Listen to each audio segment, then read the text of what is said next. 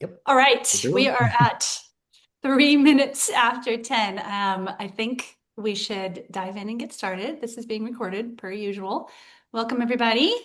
We have Jaime Barraza today, the Chief Strategy Officer for ERDI.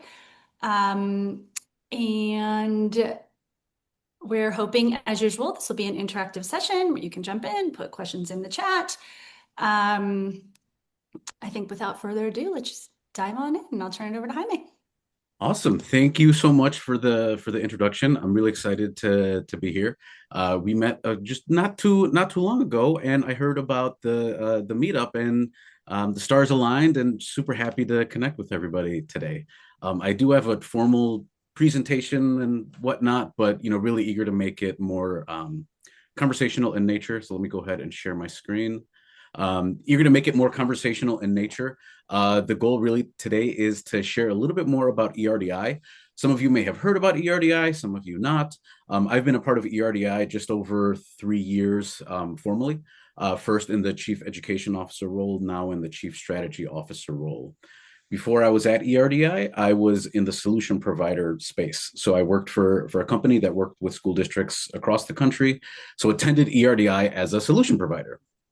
And before that was an education leader. So got my career started as a teacher, moved into the district leadership space, and that's where I first learned about ERDI when my superintendent attended ERDI. So won't spend too much time on this slide, but the goal today is really, one, to share more about ERDI, two, to share more about our National Insights Report and our Market Insights Report. Everything that we're going to talk about today is available on our website. Eager to continue the conversation afterwards, answering the question of like what's going on, right? That education leader space, the school district space, what are they talking about? What's happening, which is really at the core of ERDI and what we do, really understanding that school district space and understanding the what it's like to be an education leader. So a little bit more about ERDI. I won't go through this whole thing, but just by the numbers, the most important one, of course, being the one all the way on the right, 12 million plus students.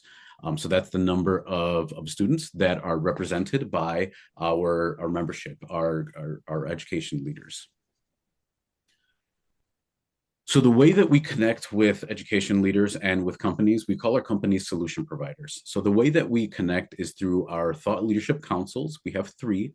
First one is senior leaders, think superintendents. Second one is instructional leaders, think chief academic officers, deputy soups for curriculum. And then the third one is through technology leaders, and that's our newest one. And we connect in two ways. There's the R&D panels that happen twice a year. That's what we're probably most known for, where, twice per year in the winter and in the summer, we bring our education leaders together with our solution providers. Our solution providers will host 2-hour R&D panels where they get to dive deep into a problem of practice.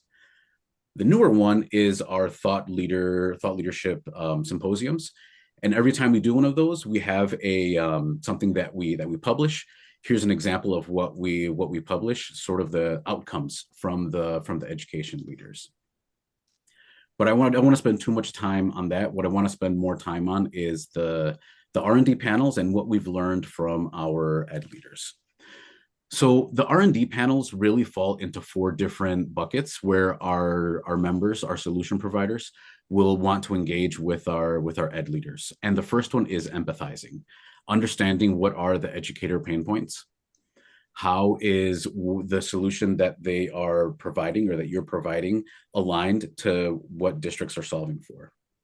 The second one is scaling, how the educator vernacular is changing and how it changes even within 6 months, within one school year. Third one is to solve, so to troubleshoot. Maybe you have your value prop down, you're understanding the market, but there's a problem that you still have. Then how might you solve for an issue that you have? And then the last one is to forecast, sort of peek around, where are we heading next in education? What's happening?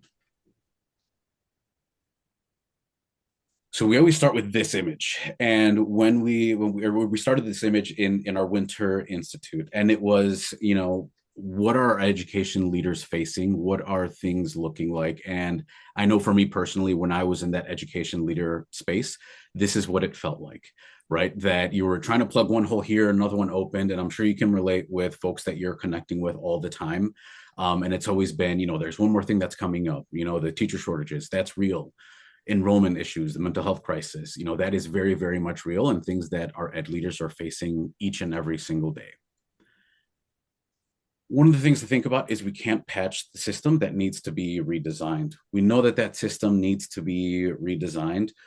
Where do the solution providers live? Where do they work? And how does the solution that you're providing fit into this system? And we're starting to see a little bit of a flip. And the flip that we're starting to see is, in lieu of, this graphic, it's now turning into more of this space of the problems are there, the issues that we're facing, those issues, but there's an optimism that's starting to emerge. An optimism, not in the problems aren't there. We know that the problems are there, but now how do we partner to solve those problems? How do we partner meaningfully so that we're able to, take those issues, not ignore them, but not, stay stuck in problem solving mode and go into the offensive? How do we take those head on with all of the innovations that are happening? How do we take that and just go for it, right? Challenge accepted. Let's do it. So one of the things that we do is we survey our education leaders at the beginning of every institute. Before I do that, though, I want to take a quick pause. Going back to this one, thoughts, questions. Let's use the chat. Questions, thoughts on what I shared, or what you're seeing with districts right now. I'm literally raising my hand. I do have a question about teacher shortages. So I actually posted about this link on LinkedIn like a couple days ago, and LinkedIn did not show it to anybody, I don't think. But it's basically like the Edunomics lab has, before they were like, oh my gosh, teacher shortages everywhere. Now it's like, oh, there's a teacher surplus and we're losing student enrollment. And now they have to start laying people off. And I'm like, this is like whiplash. Like 1 minute we have a shortage, the next minute we have a surplus. What is actually going on out there? And then it feels like there's still a shortage in some places. So I just wanted to ask about that.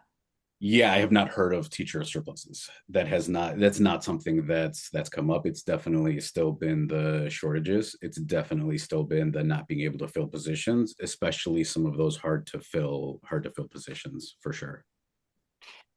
I think it's like not a panacea. That's kind of what I'm starting to gather. Like special ed, there's a shortage, but maybe like K-3, there's not, and it depends on the area and all of that, For sure.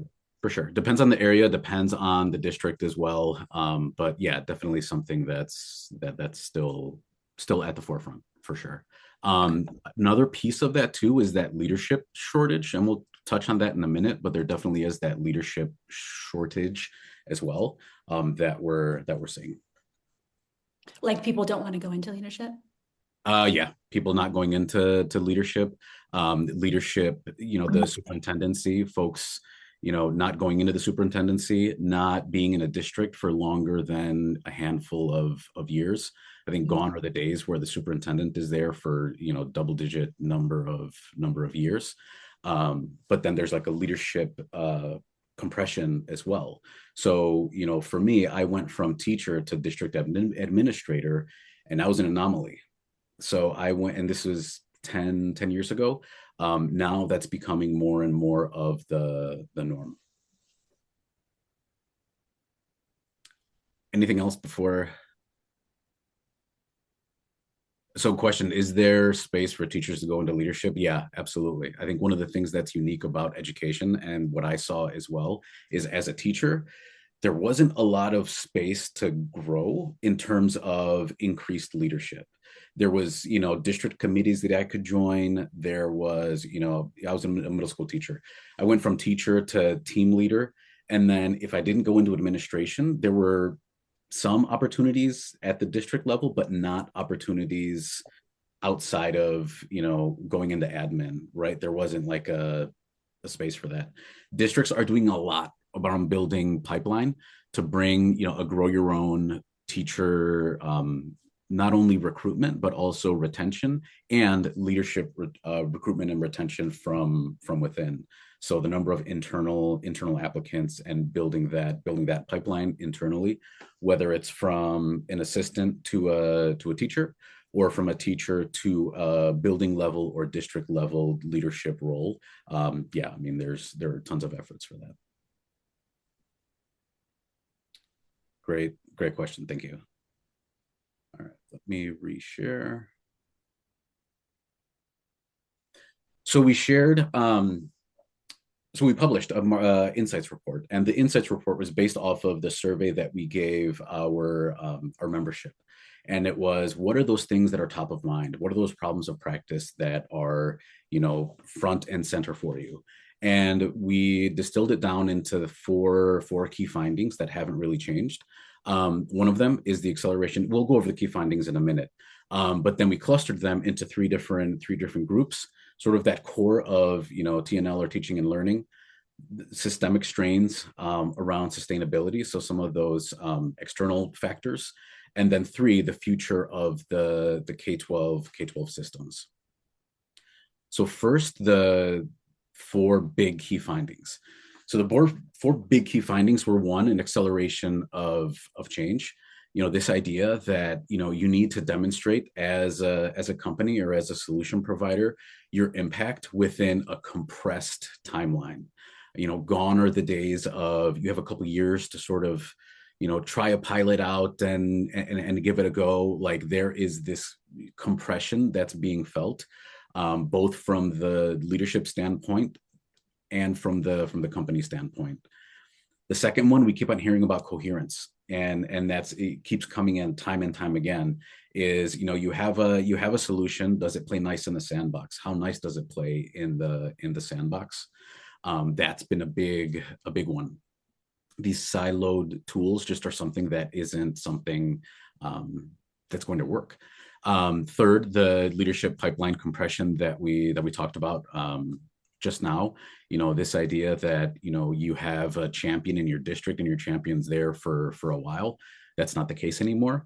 What we're finding is, a number of district leaders who, didn't have the time to go through that building level experience, that district level deputy soup or A-soup experience, but then get catapulted into that superintendency, not having traditionally the time that they may have had before. So that pipeline is really compressed. Mentioned earlier about the number of retirements are just massive. Ian? Thread I want to talk on here and make sure that I'm understanding properly. So we all live and breathe the fact that, at least in K-12 institutional, things do take time to play out. The purchasing process takes time to play out. Implementation takes time to play out, and benefits can be years in terms of an investment. What I think I hear you saying is that the contextual pressure is, despite the reality that things take time to play out, the contextual pressure is that value has to be shown faster and faster. Yes. Oh, well, that's fun. Okay, cool. Right. Glad. I'm sorry I wasn't mistaken. I'm just going to say that. No, you're not mistaken. And it's being felt on both sides of the coin. So from the district perspective, from the district leader, they need to be able to demonstrate more quickly than before, the effectiveness of something that's, could have had a change cycle of 7 years to try to demonstrate that something's working. That compressed timeline, tied with, as a solution, knowing that the sales cycle is a longer sales cycle, knowing that the implementation, that the pilot is going to take some time, being able to find those quick wins. So yes, that compression is being felt on both sides. I forgot to share, I'm also on our local school board. I'm not representing the school board on this call, but I will draw upon some of my school board member experiences. But one of the questions that will come up, not to boast the school member side, but one of the questions that will come up is like, okay, so we have a strategic plan that's a 5-year strategic plan. What do we know in this school year that is a touch point that lets us know that we're on the right track? Because we can't wait, 4 years and say, oh, it worked, oh, it didn't work. So what are those like little quick wins that we need to find? And then Ian, to your question as well, as you're building relationships with school districts, knowing that it's those individual relationships, and somebody who might be at this district now in a couple of years is going to be in a different school district. We see that a lot with solution providers as well. Somebody who's with this company now in a year might be in a different company. So it's building those relationships, knowing that that relationship may have started when you're in District A, but it continues when you're in District B, and building those relationships. But we'll touch on that in a minute. Same. Yeah, I hear you. Anybody got any gluteusness? I mean, oh, jeez. It's not. We'll come back to that one. Not the glue, but we'll come back to the relationship piece. And not to add more onto it, but then there is the fiscal fog, that financial sustainability piece. With unknowns at the federal level, with unknowns in funding, just thinking about, okay, financial sustainability for districts, it's, something that, we're always grappling with. That's where that impact and those quick wins come in as well. Any other thoughts before, moving into what some of the top three were? All right, I'll keep going. So no secret, artificial intelligence was the top one. We don't have time today to go into all of them. We'll go into these three. We'll start with AI. We'll move into instruction, and then we'll look at workforce readiness. I'll take a minute and pause here. Of these top 10, any thoughts, any questions on those and what they mean before going into AI, then instruction, then workforce readiness?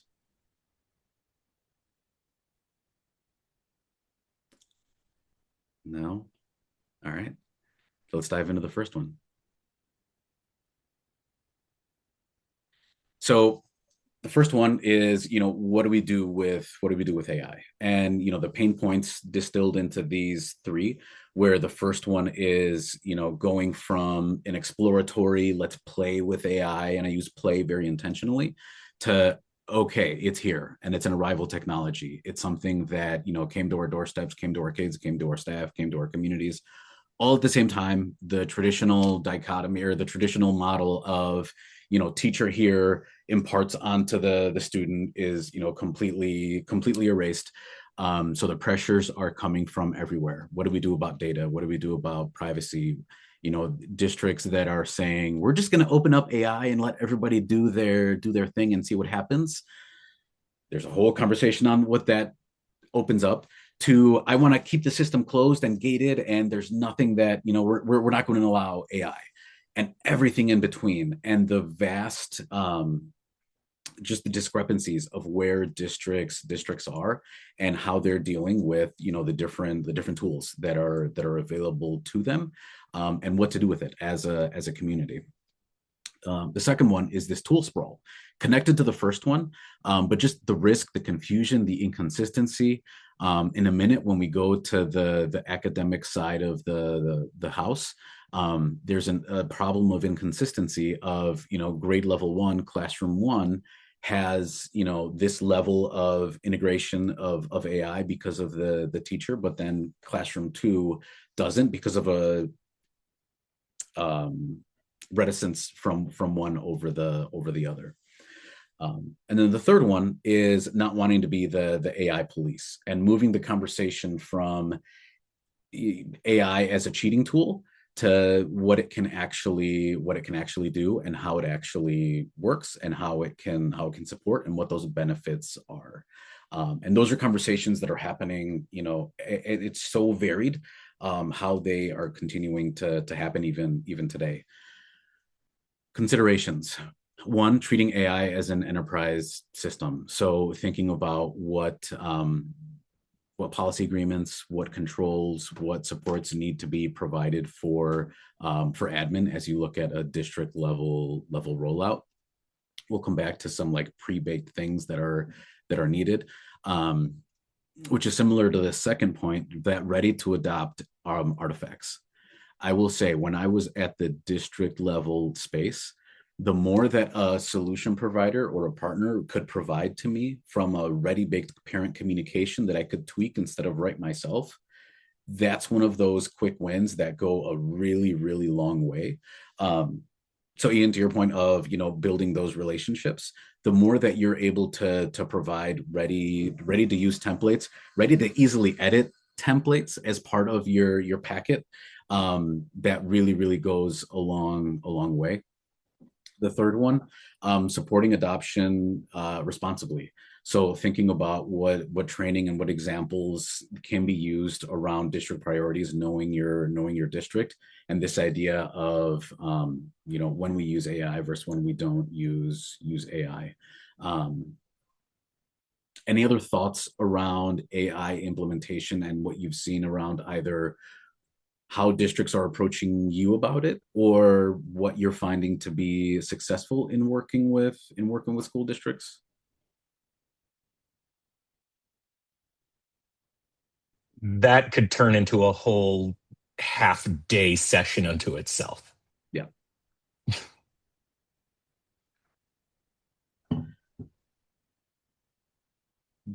That it could. I'm taking a look to see if there's anything in the chat. Yeah, there was a question just from Kyle about, do you think training teachers on how to use it or training students is a higher priority? That's a really good question. I think a lot of what we've seen is training teachers first. That said, I mean, it's both, and it's the training of the teachers to be able to use it in their classroom on how to use it as well, right? So it's, accessing the student via the training to the teacher, so that it happens with both. I think with the students, there's a lot of work around mindset. I have a 14-year-old, and she is fearful and thinks that it is cheating if I use AI, or I'm going to get in trouble if I use AI. So there's some of that mindset shift of like, well, no, like here's when you use it, here's how you use it. And what districts are doing a lot of is, building out their guidebooks. Because if there's one thing that takes an incredibly long time, it's a district policy to be implemented. But looking at guardrails and guidebooks for the school district, so that the teachers know when to and how to then support the students in when, how to, and how. One of the things, just putting my board member hat on, that came up actually at our last education policy meeting was, there was a question of like, would there ever be an AI prompting class? And the district leadership was like, well, no, we would never do that. We would incorporate into because we don't have time, we would incorporate the I don't want to say training, but the practice into everyday work. So we would incorporate that into an English class. We incorporate it into the science class, and it's like in the field, real time work that would be happening. Question from Nicole on districts bringing up ethical or environmental aspects of AI. Yes, absolutely. We're seeing more and more on the environmental, sort of those questions coming up, and that, yeah, we have seen that come up. Absolutely. A follow-on question, and obviously I'm comfortable coming off on mic, but since you're working the chat panel, Nicole, cut me off. This is founded on your thing. In terms of practical purchasing, is the environmental aspect conversation something that is essentially lip service because it's built into all of like the statewide guidance and it's part of the language, as things often are? Or is that actually entering into purchasing considerations? I suspect, yeah. I suspect, skeptically to cynically, it's lip service. That's its own problem if it is, but if there's real teeth there, yeah. So I think where I've seen it enter, that's a great question. I think where I've seen it enter the conversation isn't in the purchasing piece of it as much as it is in the implementation community, student piece of it. I think where I have seen what I have seen in the purchasing side is questions about, data, questions about, privacy. That's come up in the purchasing side. Environmental, I've seen come up more in the, professional learning space, not as a consideration in purchasing, but that's actually something I want to keep on taking a look at. And Jaime, would you say there's a district that is really leading in AI and maybe has, a superintendent or a leader that is talking about that we could watch? Let me look. I don't have one that comes to mind right now. Okay. Let me think about it for sure. Okay. I had a quick question if I can. Are you beginning to see that AI-based solutions are pushing out other solutions in terms of the cost involved and districts starting to narrow down the volume of solutions they have based on the cost of AI solutions, perhaps? Good question. No, I think what I am seeing is more. No is a quick answer. I would say what I'm seeing more of is a lot of solutions slapping on the AI label as a marketing tool. I think that's what I am seeing a lot of, right? Of like everything being, AI and AI being a part of everything. I have seen some solutions that this was an interesting one when there's a little bit of backlash. Some solutions that are saying, and we aren't AI, and being very much asking the question of, does AI help me or hurt me as a solution? And how does it help me or how does it hurt me? And it depends. I hate to keep on going back to it depends, but it depends on the solution, because for some solutions, if part of their DNA is, not being the, that AI focus, then they're actually better off leaning into like who they are. So let's say it's a professional development organization that provides partnership with school districts. They're leaning into the human side of things. Let's say it's a solution that relies on differentiating for students, and it's able to like recommendation engine, a question for a student. They're leaning into it. So it really does depend on the solution for sure. All right.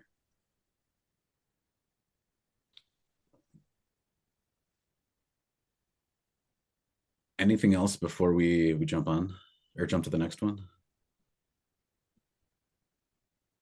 All right. So the next cluster is the instructional, instruction staying, at the forefront. And, oftentimes what we'll hear our superintendents say is, in the superintendency, as they're managing everything in the school district, what they wish they could spend more time on is here, this instructional piece, and they don't get to. But this is why we do what we do. This is why, we design the solutions that we design. And that first pain point is tied to that teacher shortage piece. And it's the inconsistent instructional quality across classrooms. And I'm not even talking about the usage of AI and using different tools. We're talking about the basics from pre-K all the way through 12 of that varied teacher experience. I think we're still coming out of and recovering from the pandemic with our kiddos, and it's something that we're still feeling the effects of it, and we still will feel the effects of it. One of those effects that we're still feeling not only from the student side, but from the staff side. We think about teachers who started teaching post-pandemic to those that started teaching, pre-pandemic, and the ones that, either were in school during the pandemic as well. But there is that varied experience that they will have. The product consideration for that is designing for consistency. And that design for consistency goes back to the last point around some of the pre-baked resources that districts are asking for, that they weren't asking for a few years ago. So when I was in the school district space, some of the embedded lessons and exemplars and scaffolds were like, not that big of a deal. But now it's a must-have. Right. So back to the like product considerations, like this, the easier you can make supporting district work, the quicker you can build that relationship. So, previously it was, it'd be nice to have. Now it's a must have to support with that variance of new teachers and that new teacher experience. Second one, literacy and numeracy urgency. That's where everything that the districts are facing. At the end of the day, it's still that urgency around literacy and numeracy.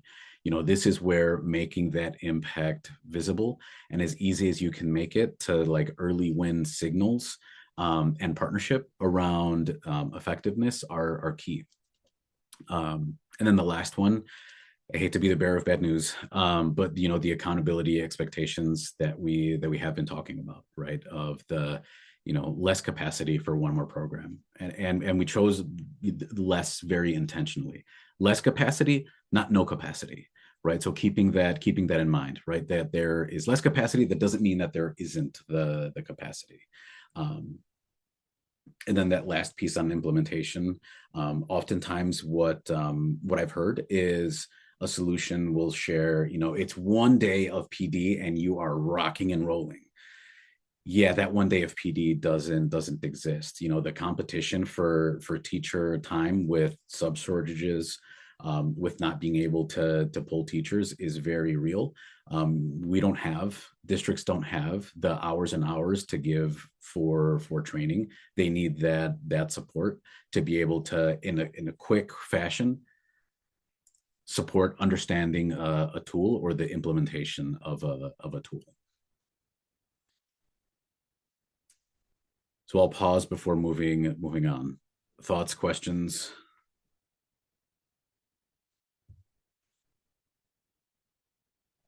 Around that instructional piece. So I have another question for Dan. So I'm a former principal, retired principal. So I came from a very big district that had a big departments to help with instructional leadership and implementation and training, all this kind of stuff. So for like typical school districts in the States, they're smaller. So do they just, I mean, anybody can answer this question perhaps. Like, what's their capacity for this kind of staff training and implementation? Is it minimal, or what's a reference point for me to understand? Yeah, that's a good question. I can speak to smaller district. So for a smaller district, so our district where I was working was about 3,500 students. So we had a teaching and learning department. I was part of that teaching and learning department. Some capacity, not a ton. But yeah, so we didn't have a whole department. It just depends on the size of district. Illinois has over 800 school districts, and each school district is going to be set up differently. I think one of the questions that we get often is, who should I be talking to at the school district? And it always goes back to like, well, it depends, right? You will talk to the superintendent in a smaller district. Larger district, you'll never touch or talk to the superintendent. And that deputy superintendent will serve a similar role in an instructional capacity as a smaller district. So truly, I hate to say it, but every district, every state is so different. The capacity is going to be very different. But eager to hear from others what they think.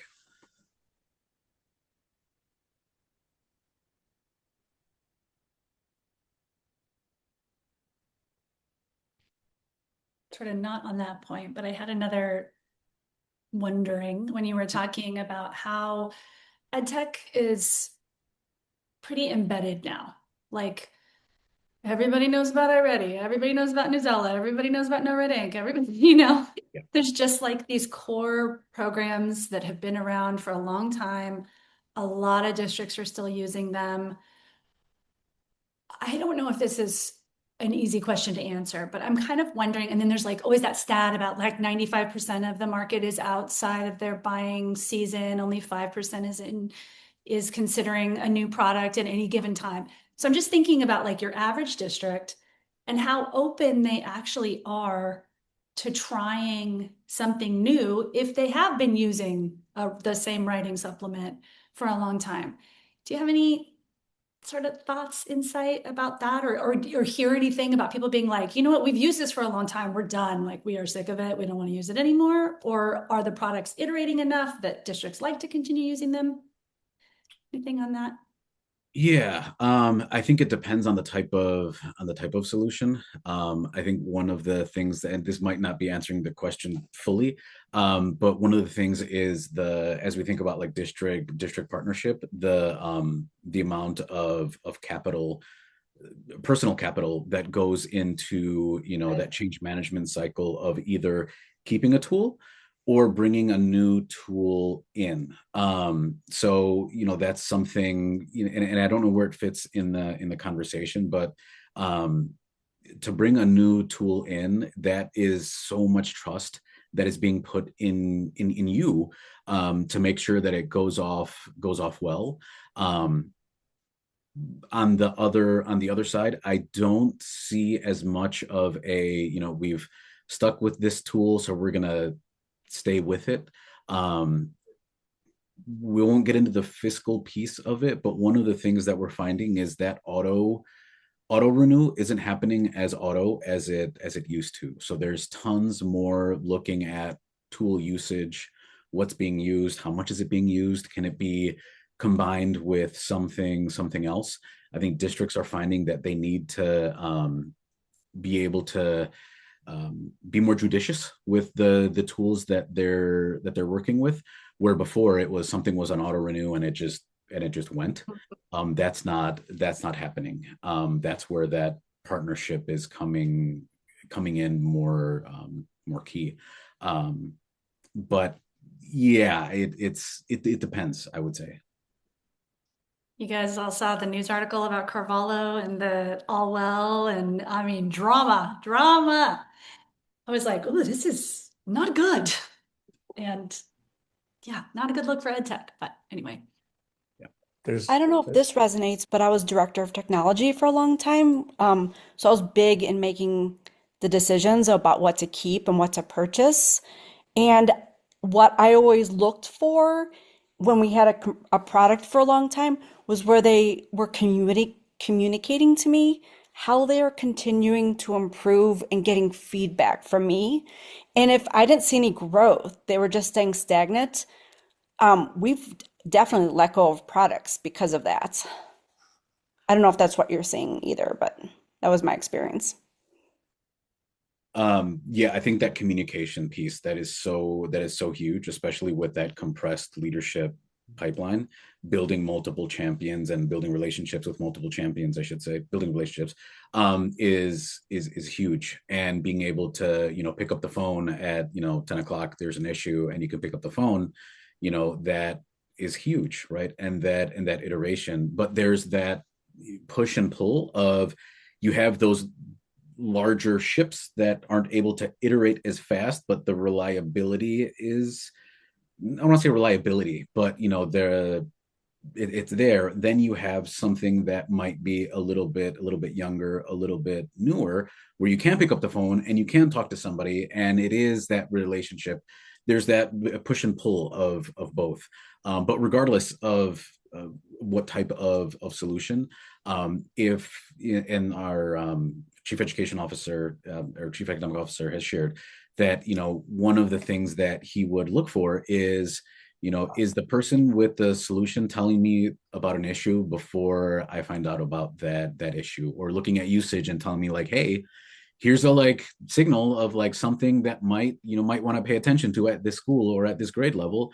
He was like, oh my goodness, like that level of partnership, that level of support was huge when there was an anomaly that they could look at and then uncover something else. Like that's partnership.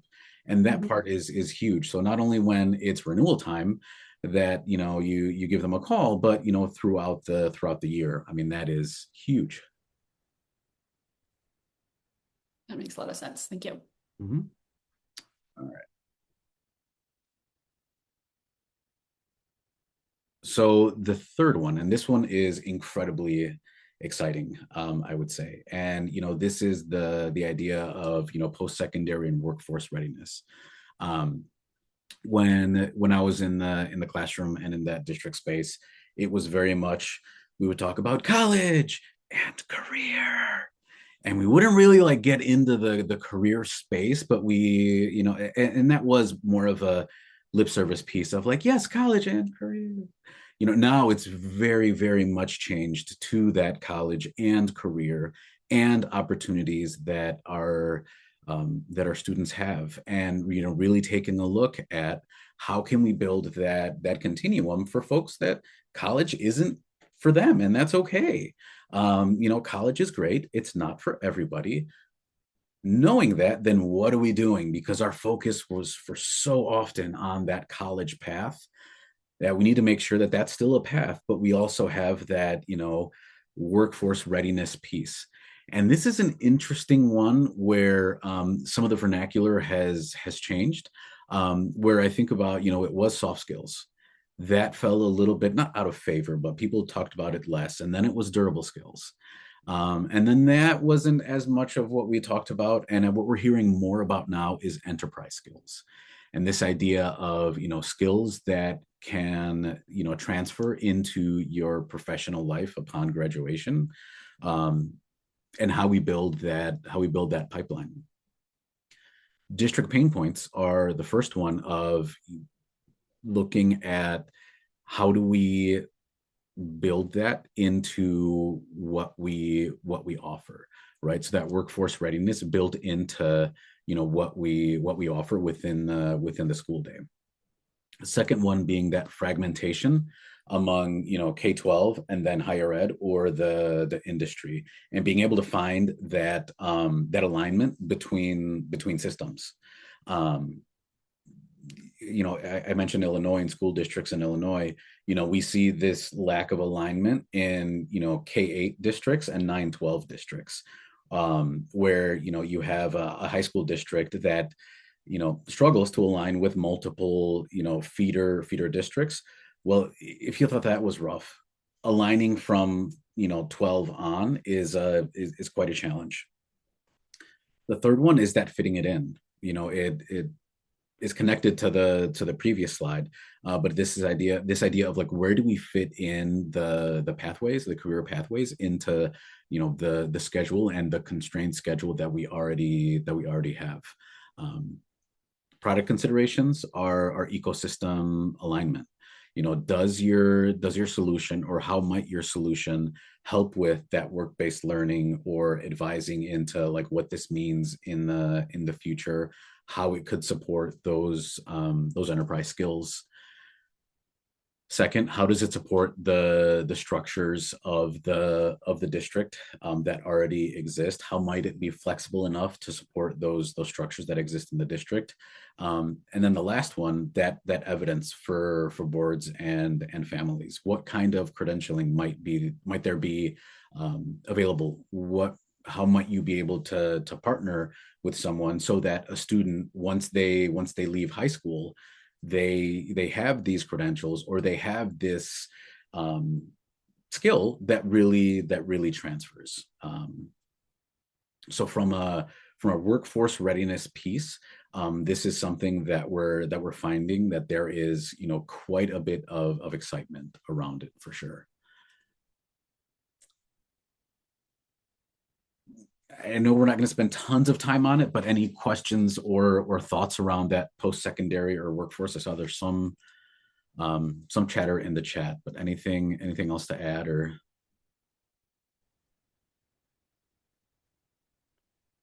I always hear rumblings about CTE having its own dedicated funding sources and being sort of a pocket where there's wind in people's sails. I don't know as much about it as other people that have spent their careers in CTE, but I guess, can you comment on that as compared to maybe some of the other, like teaching and learning, which I'm assuming CTE doesn't, it like connects, but doesn't quite fall under that? I'm not sure. Yeah, no, there definitely is. There's, from executive orders to other pieces, like, yeah, there is definitely a renewed interest, especially at the district level, independent of funding, and tied to that enrollment question. So as a district might be losing enrollment, enticing families around what's possible in the school district and innovation within the school district, including those dual credit courses, including some of those internship experiences. Sometimes it's the district driven, but there is also state level driven pushes for additional work in that CTE space, for sure.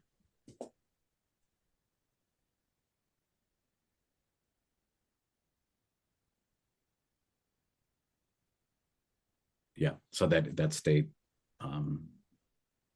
component as well. So what we're seeing, so the shifts that we took a look at, that was primarily from our summer institute. Our winter institute that we just wrapped up, we took a look at the shifts, same shifts, but AI that we talked about in the summer was number 3, shot up to number 1 for the winter. Instructional excellence and achievement was at number 1 this summer.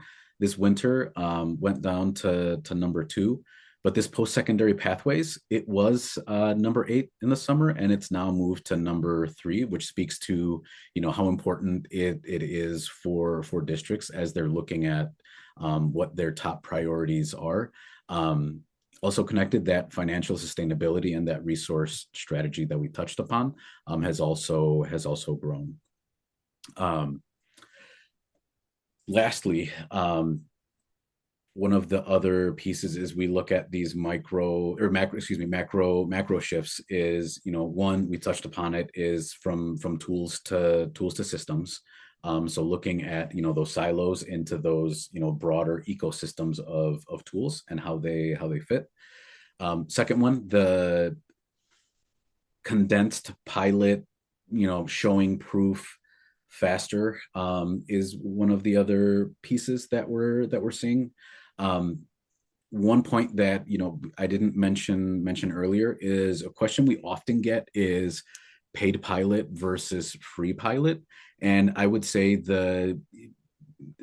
what we've seen is, if it is a free pilot, being very clear on these are the expectations, these are the sort of the rules of engagement of, if it is free, here's what we'd like as a solution, so that, we're able to, yes, the skin in the game, so that we're able to make it worthwhile.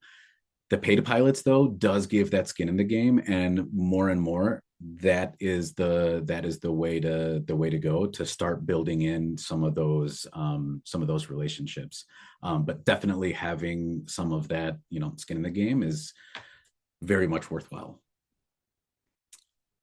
And then from leadership vision to institutional durability, building those relationships and that stickiness throughout the district.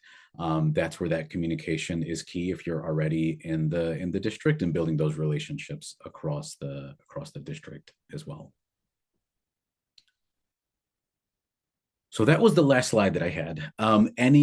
Any questions or any thoughts? I just wanted to wrap up with the presentation, the information that I just shared is an example of an executive briefing that we share at our institutes. If you're interested in learning more about our institutes or ERDI in general, there's my LinkedIn. But one of the things that we do at our institutes, in addition to the R&D panels with the company or solution provider and the ed leaders, is our executive briefings, which are an opportunity to engage in these types of discussions. One of the things that we always talk about at ERDI is that the smartest person in the room is the room. So it's the collective expertise that really supports that rich engagement and the rich discussion. So eager to, I know we've had discussion along the way, but eager to open up the floor to any additional questions or additional thoughts or additional ideas just around that understanding the district space. Ian? Okay, I mean, like, I'm a talker, so if anybody else wants to cut me off, I know who I am. So for the team that I'm working with right now, we've actually, and we haven't worked with ERDI partly due to sales team consideration, so not a reflection on you. We've gone heavy in on what we'll broadly call matchmaking events. So looking at RTM and IEI as well, and talking to tech and learning. And we want to work our way towards you. You're the creme de la creme, the gold star. In terms of these sorts of, I mean, really, the format is more challenging than we're quite ready for as we grow. The question that I have for you is, for the solution providers that come, what's the best way to make the most of it? Like, how do the providers who have seen and enjoy success at ERDI and add value to the community, what do they do? So that's a really good question, and it's a two-parter. I would say the first part of it is, you mentioned, other organizations in the space, and there is plenty of problems to be solved, plenty of strategy. We play nice in the sandbox all together. We each have our own purpose. We each have our offerings, and we're all here at the end of the day for the kids and for our communities, right? So there's that piece. I think our focus and where we double down and where we are unapologetic is, we are not in the sales forward transactional space. Like any good sales strategy, you're going to have a multiple avenues, multiple venues, etc. I think where we really leverage the work that we do is in that relationship building, in that feedback, and that true feedback, not 2-hour disguised sales pitch, but a 2-hour, really getting feedback on our pitch, really getting feedback on an issue that we are having. So really connecting with the companies that come to ERDI to build their strategy for attending another event, right? Whatever event it is. But really, looking at the sales, or not the sales, the strategy side of the work, and really looking at that 2-hour R&D panel as that opportunity, where the walls have come down. We can all agree that this isn't a space where, you're going to quote unquote, like, get sold, but you are going to have that deep and meaningful understanding of the, of the product, so that you can be a champion for that product. I think the other piece in the making the most of it is when you do that, right? When you approach an ERDI as, really an opportunity to build relationships, to understand who's there, not as a building the top of my funnel, right? It's not a lead gen. It's not, that's not what you're going to go to do. And if you do, and we've had conversations with solution providers, that's not the purpose. Do relationships get built? Yes. Do follow-ups happen? Of course. But when you lead with that, that's the opposite of what it means to be successful there, which is, what we hear oftentimes from our solution providers is, when they come to ERDI to genuinely learn and grow, and they bring that authenticity, that's when they are most successful. We've been talking about, being around for 40 years, what does that mean? What have we learned? One of the things that we have learned and that we celebrate is, having a company who was about to make a right turn, and the R&D feedback was actually, maybe you shouldn't make that right turn. It's too far off of who you are and what you do. And it saved them hundreds of thousands, if not millions, in development or in, moving into a direction that they didn't need to go into. But it was that in the moment feedback that really supported them.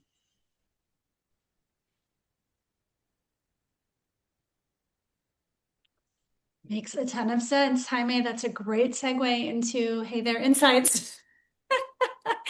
Gotta end with a mention of Hey There Insights. But first of all, I just want to thank everybody for coming. Thank you, Jaime, for sharing the District Insights report. We're all using the word insights, I guess. Thank you. And I will just say, I mean, it's been a while since I went to ERDI, but what a lovely experience.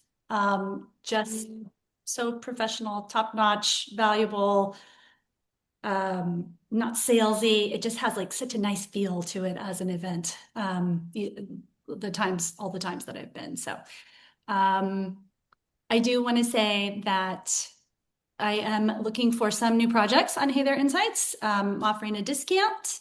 There are 200 educators on there now. I think Jaime said it best, where people need feedback so they don't make $1 million product mistakes. If anybody's interested, obviously reach out, and we'll be back last Friday of March, and I'll post the recording as usual, and hope everybody has a great weekend.